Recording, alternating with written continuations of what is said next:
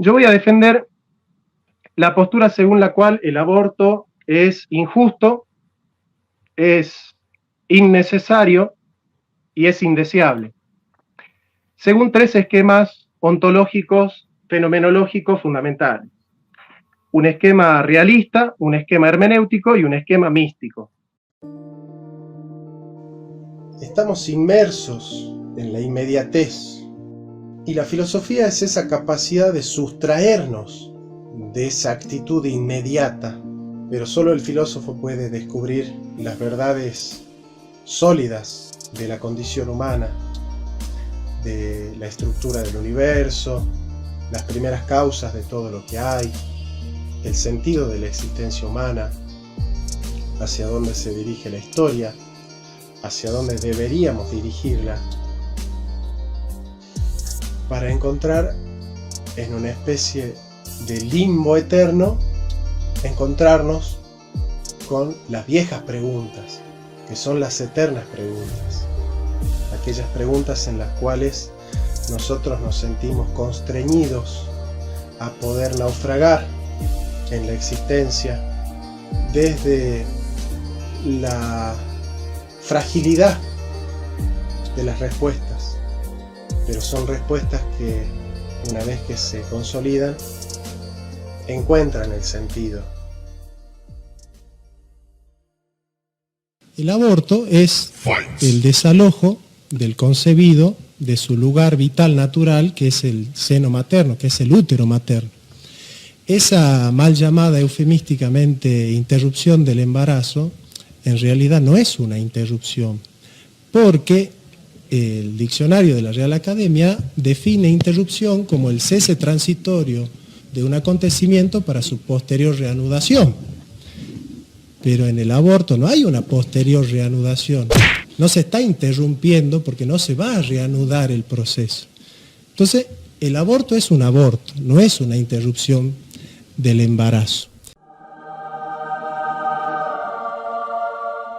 ¿Qué es el derecho? El derecho formalmente es una institución creada por el hombre para regular relaciones intersubjetivas con el fin de que el hombre pueda seguir siendo lo que es y poder serlo de una mejor manera si quiere, es decir, con el concurso de su libertad.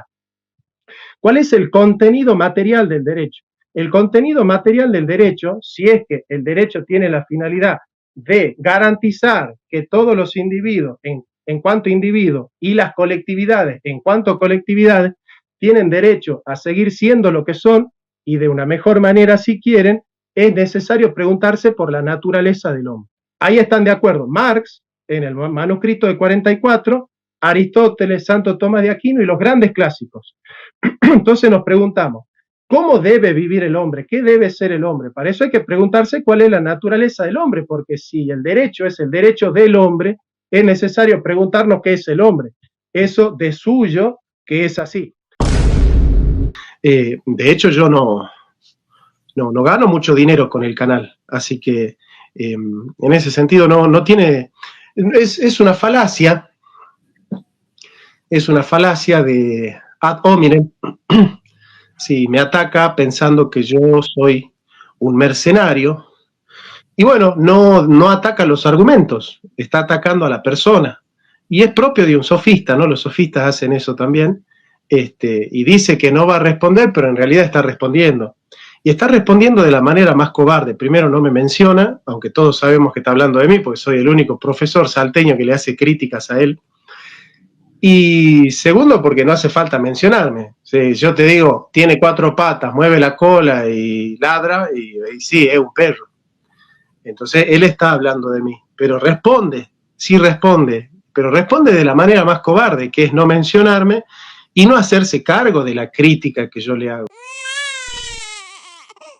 Y yo quiero decir algo que hace mucho que vengo pensando, y me parece que la formulación de esto puede ser de alguna manera inteligida, y yo creo que Dante va a estar de acuerdo conmigo, en que la filosofía moderna, en el fondo, es fenomenología del espíritu, entendiendo por espíritu fenómenos de la cultura, ¿no es cierto? Entonces, si nosotros queremos decir qué es la modernidad, podemos decir tranquilamente eso. La modernidad es fenomenología del espíritu. Es haber disuelto la filosofía como tema de la naturaleza, es decir, del ser, y haber dado a la filosofía, ¿no es cierto?, el tema de la cultura. Desde aquí a la ideología de género no hay muchos pasos, hay pocos pasos. Por eso hay que rastrear el origen del progresismo en la modernidad. No sé si vos leíste a Brodel. ¿Sabés quién es Fernán Brodel? ¿Vos sabés quién es Fernán Brodel? No, no me interesa tampoco. Si no, sabría. No sé.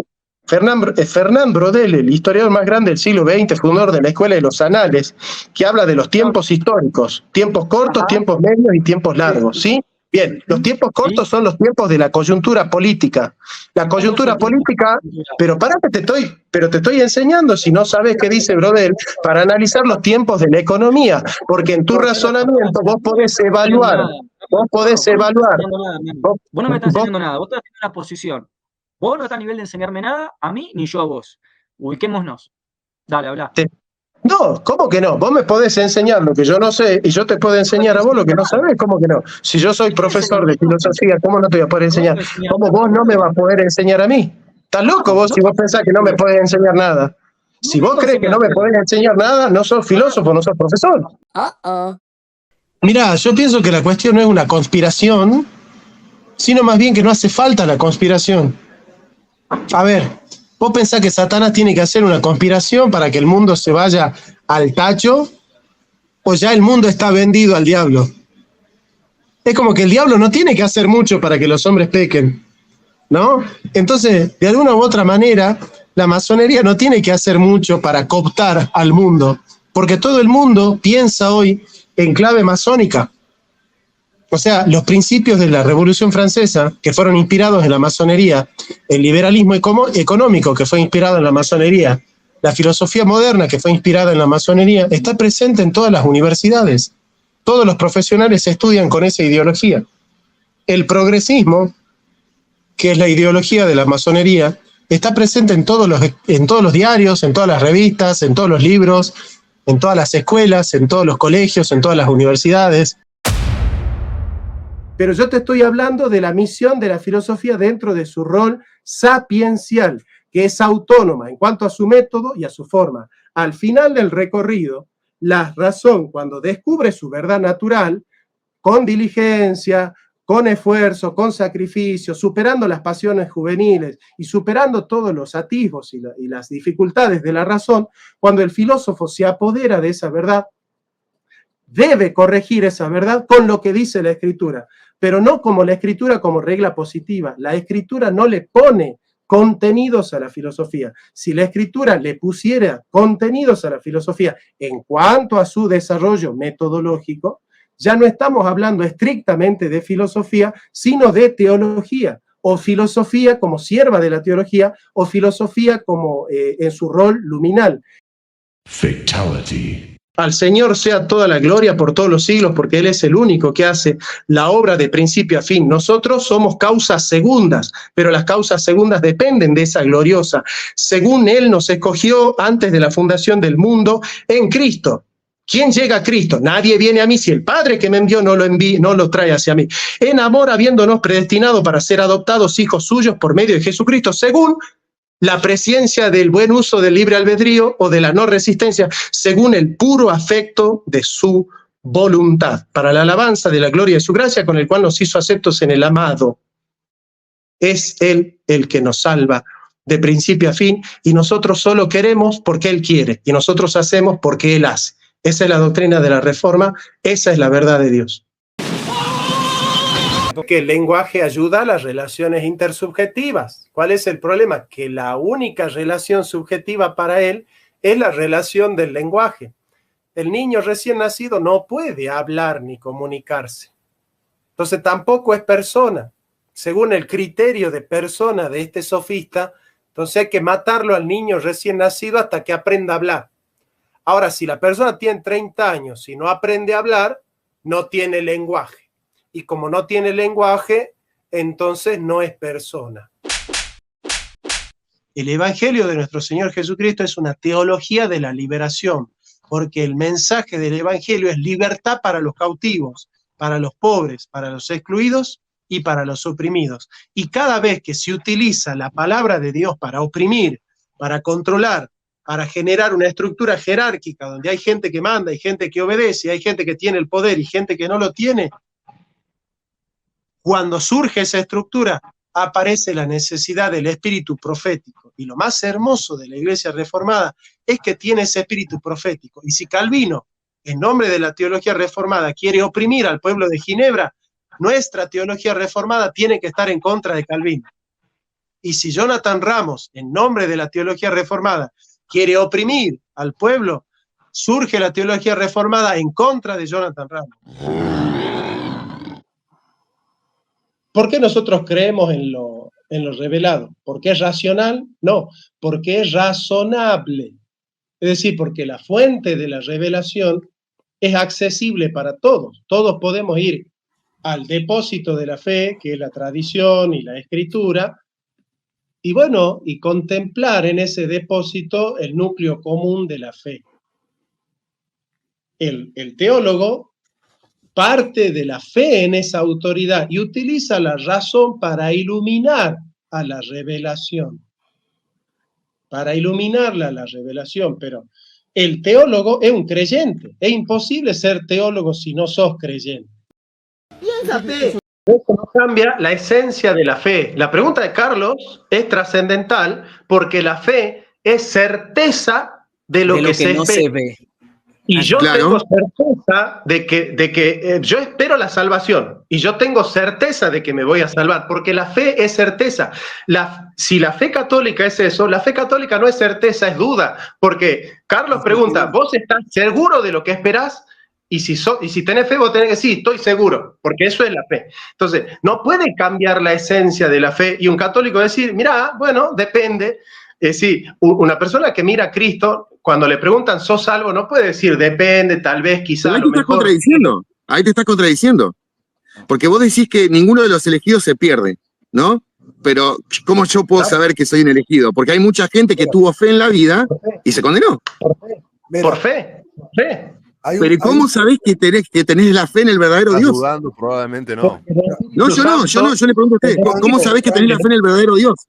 El Espíritu Santo le da testimonio a nuestro espíritu de que somos hijos de Dios. Yo creo que segunda de Pedro es palabra de Dios por fe y por inspiración del Espíritu Santo. ¿Sí?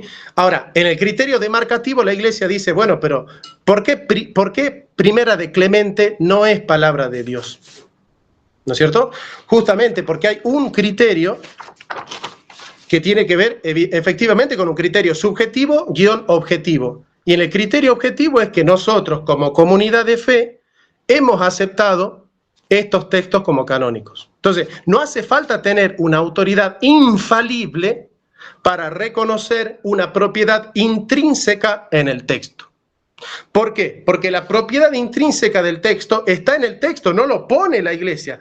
Yo tendría que confiar en la autoridad infalible de la Iglesia Católica si yo no pudiera reconocer una cualidad intrínseca en el texto, sino por mediación de lo que la Iglesia me dice. Si la Iglesia luterana dice, nosotros entendemos por justificación esto y esto y esto y esto y esto, sin ceder ni un solo gramo de la comprensión luterana, y la Iglesia Católica dice, nosotros también pensamos así, de esta manera y de esta manera. Bueno, si estamos de acuerdo, hagamos una declaración conjunta, pero esa es la base del diálogo. No es que hay ecumenismo de diálogo y ecumenismo de doctrina. El ecumenismo es un diálogo que intenta acercar posturas, pero nunca renunciando a las posturas de nosotros. O sea, el objetivo del ecumenismo no es que el luterano deje de ser luterano o que el bautista deje de ser bautista. Eso ustedes lo saben. Entonces, es fe común esto, y este método de interpretación de la Biblia, yo lo estoy estudiando en la Universidad Católica de Salta, donde soy profesor, y estoy estudiando la carrera de teología con el padre José Sin, que es doctor en teología en el Vaticano. ¿sí? Que estudió en la Universidad Pontificia de Roma. Entonces, este método que les estoy enseñando, si vos sos católico y me estás escuchando, este método que yo les estoy explicando se estudia también en las universidades católicas porque es un método universal de estudio de la Biblia. No es que nosotros los protestantes estudiamos la Biblia en contexto y los católicos le dicen amén a lo que dice el Papa y el cura. No, no, no. Un católico serio que tiene formación teológica e histórica y filológica, cuando interpreta la Biblia, tiene que utilizar el método histórico, crítico, especulativo que utilizamos nosotros, porque es un método universal de análisis de la Biblia. Hay muchos métodos, pero no es que hay métodos protestantes y métodos católicos. No es la misma la función que tiene el padre de familia que la función que tiene el policía. Así como el policía no tiene la obligación de darle comer a tu chico, así tampoco vos tenés el derecho de estar repartiendo tiros y haciendo justicia como tiro loco Maclow por todos lados. O sea, hay que entender los roles distintos y que en la comunidad organizada cada uno tiene su rol y tiene su función. El policía no va a gobernar, el gobernante no mete los tiros, el juez juzga y no juega la pelota, el jugador juega la pelota y no está en el tribunal. Cada uno tiene su función, cada uno tiene sus roles, y por eso el policía es un profesional que ha estudiado derecho, que ha estudiado, y bueno, vos me decís, yo conozco un policía que mató, obviamente yo también conozco policías que han cumplido mal su trabajo, y obviamente si un policía ha estudiado 3 años y es un profesional, y aún así puede cometer el gatillo fácil y algunas imprudencias, cuánto más don Pepe que está en la carnicería que un buen padre de familia en un arrebato. Confesión helvética, dice, anabaptistas, dice, nos oponemos a los anabaptistas. Anabaptistas y bautistas son lo mismo, son los que si vos vas con el bautismo católico te dicen, no, hay que bautizarlo de nuevo. Por eso anabaptista significa que te bautizan de nuevo. Bueno, todas estas confesiones aceptan que el bautismo católico es válido, porque hay un solo bautismo. Y condenan a los anabaptistas. Pero mira, te estoy leyendo la confesión. Es que porque... no me interesan las confesiones. Bueno, a vos no, pero a mí sí. Bueno. Déjame que lo lea, porque a mí no me tiene por qué interesar lo que a vos te interesa. A mí tampoco. Los cuales no acepto, pues yo no quiero que te interese lo que a mí me interesa. Pero dame pruebas, Johnny, dame pruebas. Pero lo que yo te estoy diciendo es, si yo me tengo que tomar...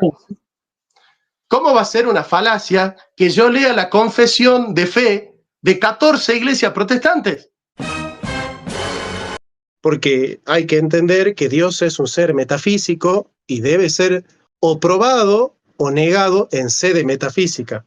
Un ser metafísico solo puede encontrar en la física o en la ciencia datos empíricos para corroborar sus bases territoriales de análisis, pero Dios no es un ente material, entonces los principios de la ciencia quedan cortos para hablar de un ser metafísico. La ciencia solo puede darnos entonces datos empíricos o bases empíricas para la especulación filosófica. La sede en la cual se resuelve el tema de Dios es la metafísica, la filosofía. O sea, lo que hace Santo Tomás, que a mí me parece maravilloso y acepto y comparto, es decir, para las verdades de fe no tenemos demostraciones. Apoyamos nuestra fe en la autoridad. Para las verdades de la razón, nosotros sí tenemos demostraciones. ¿Cómo no vamos a poder demostrar aquello que conocemos por la razón? Dice Santo Tomás. No, si yo lo conozco por la razón, es que lo puedo demostrar por la razón. Demostrar es explicar la causa. El método quia es explicar el porqué. Demostrar es explicar el porqué de las cosas. Las proteaitías, las primeras causas de Aristóteles, son puramente demostrativas. Demostrar es explicar la razón de algo. Yo intuyo que vos asumiste acríticamente el método hipotético deductivo de las ciencias positivas y ese método, y vos pensás que como la filosofía no puede aplicar ese método, la filosofía no demuestra.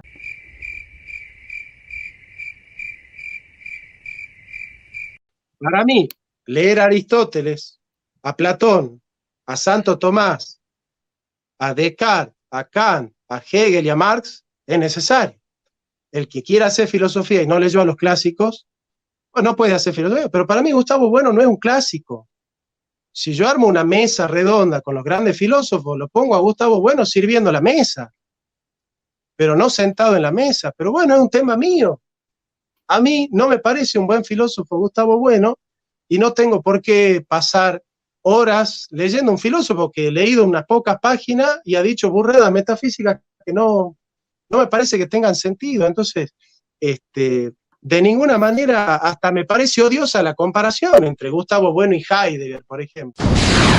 ¿Cómo debaten entre los protestantes, ¿no? Yo debate entre católicos no veo nunca. Entre protestantes todos los días veo debate entre protestantes. ¿Qué pasará? Vos sabés que en el mundo católico también hay debates y justamente los concilios se hacen para eso, para debatir. ¿Sabías eso? No, estamos hablando de acá de las redes sociales, ¿no? Vos dijiste el mundo católico no debate, y pues yo te enseño acá en los concilios, que en los concilios se dan para debatir. Bueno, y vos sabés que en la Iglesia Católica también hay posturas que se debaten, no son dogmáticas, claro, ¿no? Pero también hay debates, ¿o no sabías eso vos?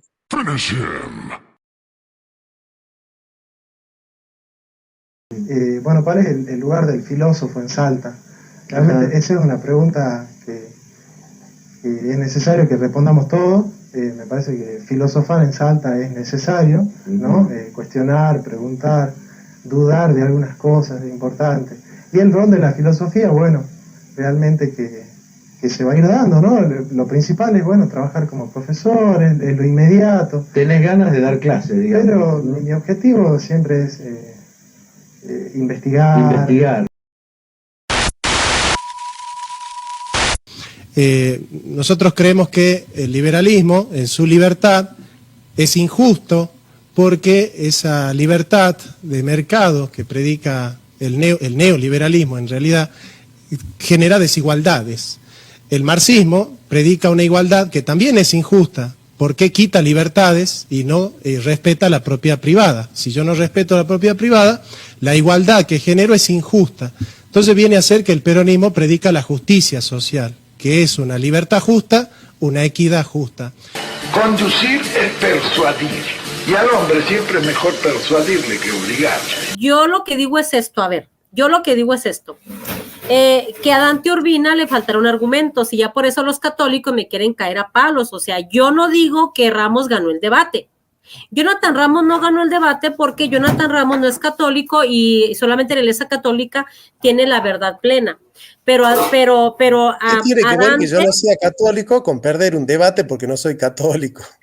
Porque en la Iglesia Católica está la verdad plena, Johnny. Solamente la Iglesia Católica. Pero vos podés ganar un debate sin tener la verdad porque el otro hace un trabajo de porquería.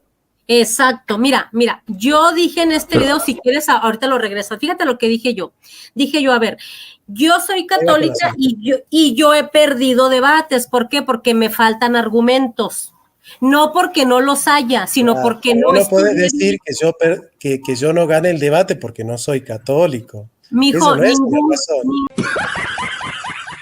un católico me tiene que probar que la iglesia en sentido espiritual nace solo con Cristo y que no había iglesia en el desierto, cuando Colosenses dice que Moisés estuvo con la iglesia en el desierto, entendiendo una cierta continuidad del pueblo de Dios, del laos, del pueblo de Dios.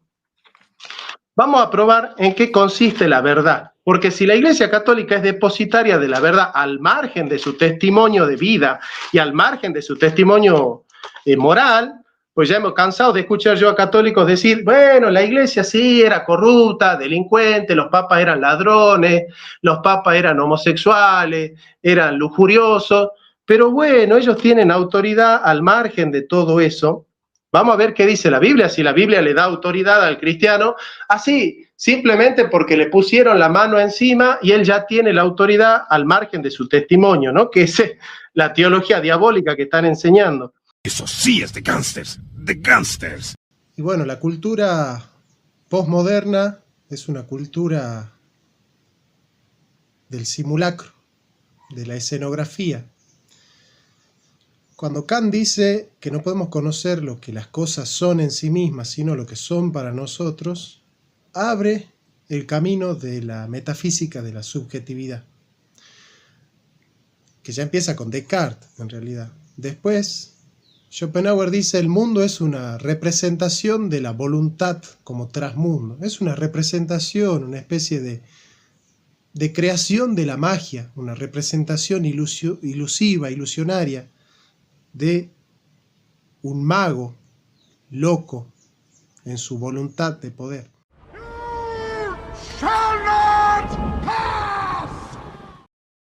O sea, hay un solo bautismo que vale porque el bautismo no salva, justamente. Yo creo que el problema del bautista es que, como está acostumbrado a debatir con el catolicismo, piensa que nosotros los reformados, cuando hablamos del bautismo como señal del pacto, le estamos dando carácter salvífico, y en realidad es ingresar en la historia de la salvación. Un niño ingresa a la historia de la salvación por la fe del Padre. Por eso el Padre dice, serás salvo tú y tu casa y tu familia. Y la mujer es santificada en el varón, en el marido, y los hijos son santificados en el Padre. ¿Por qué? Porque la fe del Padre está ingresando a la familia, a la historia de la salvación. No es que se salva la mujer por la fe del Padre, no es que se salvan los hijos por la fe del Padre, pero los hijos y la mujer ingresan al pacto de Dios a través de la fe del Padre, porque el Padre fue llamado él y su familia. No tienes poder. El cristianismo no es una filosofía, aunque los padres de la iglesia, muchos padres de la iglesia le llaman la filosofía, la vera filosofía, porque es dentro del concepto griego de filosofía, filosofía es un modo de vivir. El que desarrolla muy bien esta postura es Pierre Hadot. Pero ciertamente la filosofía, la religión cristiana, como la llama Tito 1.1, no es una filosofía, sino que es propiamente una piedad, una religión, pero sin embargo es una religión que puede dialogar con la filosofía. No solamente puede hacerlo, sino que debe hacerlo. En este sentido, en la historia han habido diferentes paradigmas con respecto a la relación entre filosofía y teología, o filosofía y fe y filosofía. Entonces, si nosotros definimos la filosofía por el influjo positivo que recibe de otras experiencias, tenemos que decir que Santo Tomás hacía filosofía árabe, porque estaba basado en Averroes y Avicena, hacía filosofía pagana, porque era paganos Platón y Aristóteles, y hacía filosofía cristiana porque estaba basado en San Agustín y en San Pablo. Bueno, para mí es absurdo pensar que entonces tenemos que llamarle a la filosofía de Santo Tomás filosofía árabe porque está basada en Averroes y en Avicena, pagana porque está basada en Platón y en Aristóteles, y cristiana porque está basada en San Agustín y San Pablo. El punto de partida de la filosofía es la evidencia del ente, y lo dice Santo Tomás. Aquel que quiera apelar a la autoridad de Santo Tomás tiene que ceñirse a lo que Santo Tomás dice. De otra manera está traicionando al autor. Santo Tomás dice, y lo dice claramente, el punto de partida de la reflexión filosófica es el ente y no la revelación. Y me parece que es el lugar justo donde la razón puede conocer en parte la realidad, aunque no agotarla en todas sus instancias, pero conocerla ciertamente, como el que dijo que el hombre es mortal. Y esas son verdades absolutas. ¿Qué significa que sean verdades absolutas? Que el que la cuestiona está equivocado. Salvo que haga un artilugio mental o un artilugio de palabras para decir, en realidad para mí muerte es otra cosa. Aquel que dice el hombre es mortal, dice la verdad. Claro, esto para el espíritu de la posmodernidad es demasiado simple. Esto es demasiado simple, demasiado sencillo. Para hacer filosofía, parecería que el objetivo del filósofo es decir cosas complejas, decir cosas que quizás nadie puede entender, hacer abordajes extraños, indescifrables.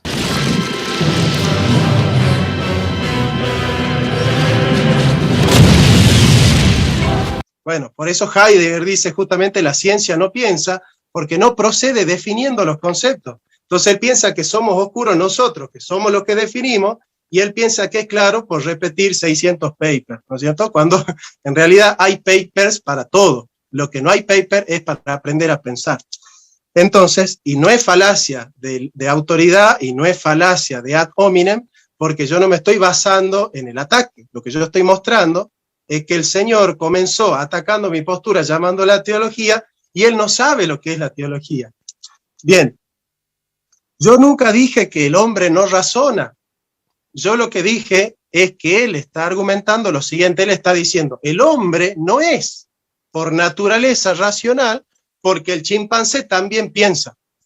Y se leyó un paper de una científica que dijo que los chimpancés tienen por moral, por criterio moral, habrá saber, después ya vamos a ver qué es la moral para nuestro amigo Piero, porque él tiene que definir. Si él no define, está procediendo mal. Cualquier persona que vea este debate y que lo vea él, que nunca define las cosas, entonces van a decir, bueno, no, entonces no se puede debatir con alguien que no sabe definir.